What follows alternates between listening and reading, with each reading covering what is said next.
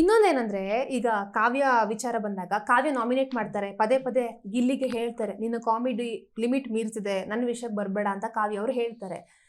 ಆದ್ರೆ ಗಿಲ್ಲಿ ಮಾತ್ರ ಇದುವರೆಗೂ ಕಾವ್ಯನ್ ಅಪೋಸಿಟ್ ಹೋಗೇ ಇಲ್ಲ, ಕಾವ್ಯನ್ ಎಲ್ಲೂ ಬಿಟ್ಕೊಟ್ಟಿಲ್ಲ. ಜನ ಕೂಡ ಇದನ್ನ ಇಷ್ಟಪಡ್ತಿರೋದು. ಅದಕ್ಕೆ ಅವನ ಕಿಲಾಡಿ ಅಂತ ಹೇಳೋದು.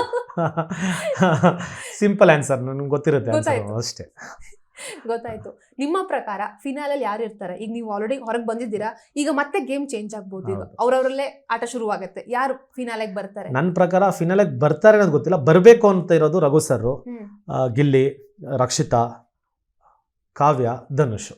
ಓಕೆ, ರಘು ಸರ್ ನನ್ನ ಪ್ರಕಾರ ಸ್ಟೂಡೆಂಟ್ ಇದ್ದಾರೆ, ನನಗೆ ಫ್ಯಾಮಿಲಿ ಇದೆ, ಮಗ ಇದೆ, ಈ ಎಲ್ಲ ವಿಷಯಗಳನ್ನ ತಲೆಯಲ್ಲಿ ಇಟ್ಕೊಂಡು ಅವರನ್ನ ಅವರು ರಿಸ್ಟ್ರಿಕ್ಟ್ ಮಾಡ್ಕೊಂಡಿದ್ದಾರೆ ಅಂತ ಅನಿಸ್ತದೆ. 100%. ಇಲ್ಲ, ಇಷ್ಟು ಸತ್ತೋಗಿರೋನ್ ಗಿಲ್ಲಿ, ಹೊಡೆದಾಕ್ಬಿಟ್ಟಿರೋರು ಒಳಗೆ ಹೋಗ್ಬಿಟ್ಟಿರೋನು. ನಾವೆಲ್ಲ ಶ್ರದ್ಧಾಂಜಲಿ ಪೋಸ್ಟ್ ಹಾಕ್ಬೇಕಾಯ್ತು ಅಷ್ಟೇ.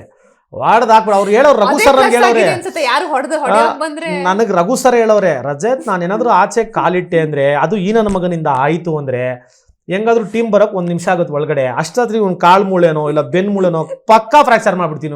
ನಾನು ಹೋಗೋದೋಯ್ತೀನಿ, ಇವನ್ನ ಕರ್ಕೊಂಡು ಹೋಯ್ತೀನಿ, ಟೈಟಲ್ ಮಾತ್ರ ಹೊಡೆಯಕ್ ಬಿಡಲ್ಲ ಅಂತ. ರಘು ಸರ್ ಮನೆ ಕರಿತಾ ಇದಾರೆ ಗಿಲ್ಲಿ ಅವ್ರನ್ನ, ಬರಲ್ಲ. ಅದೆಷ್ಟೋ ಕಾಮಿಡಿ ಎಲ್ಲ ಮಾಡಿದೀವಿ ನಾವು. ರಘು ಸರ್ ಒಂದು ಹೋಟ್ಲ್ ಓಪನ್ ಮಾಡಬೇಕು ಅಂತಿದ್ದಾರೆ ಮೈಸೂರಲ್ಲಿ, ಅಲ್ಲಿ ಓಪನಿಂಗ್ ಕರಿತೀನಿ ಬಾರೋ ಅಂದ್ರೆ ನಾನು ಬಂದ್ಬಿಡ್ತೀನ, ನಿನಗೆ ಏನಾದ್ರು ಓಪನಿಂಗ್ ಬೇಕಾ ಆನ್ಲೈನಲ್ಲಿ ವಿಡಿಯೋ ಕಾಲ್ ಮಾಡು, ಅಲ್ಲಿಂದ ಟೇಪ್ ಕಟ್ ಮಾಡ್ತೀನಿ, ನಿನ್ನ ಹತ್ರ ಮಾತ್ರ ನಾನು ಬರಲ್ಲ ಅಂತ. ಗಿಲ್ಲಿ ಅವ್ರಿಗೆ ಯಾವ ವಿಷಯದಲ್ಲಿ ಭಯ ಇದೆ ಆಕ್ಚುಲಿ?